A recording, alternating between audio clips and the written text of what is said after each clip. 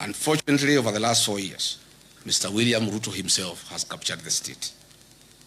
He has focused on centralizing control of independent constitutional commissions, state entities, public sector procurement, and unwarranted sale of strategic national assets.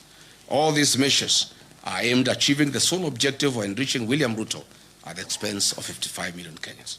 It should be noted that William Ruto has achieved the milestone of being certified as a US dollars billionaire in a record 4-year courtesy of looting Kenyan public coffers.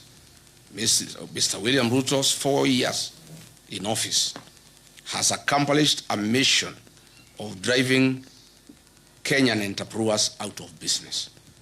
Contractors are out of business. Traders are out of business.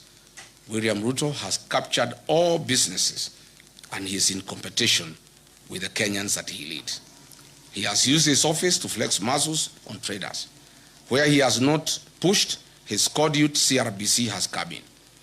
Mr. William Ruto has investments in virtually every sector of Kenya's economy, namely banking and finance through Kisii Bank, investment banking through Rock Investment Bank, a CMA license issued in 2026, and is the fund manager of NSSF and PSSF pension funds, insurance through Amaco, capital markets through ZD platform, hospitality through Weston Hotel and Leeds Caraton in the Mara, cement through the various companies that he bought, including Baburi and East African Portland Cement, betting through SportsPesa, Sportbet and Betika, aviation through Kwale Island Development, healthcare through Nairobi West Hospital, telecommunication through East African Device Assembly Limited, oil and energy through Gulf Energy and oil marketing companies, energy gas through Taifa Gas, construction, farming,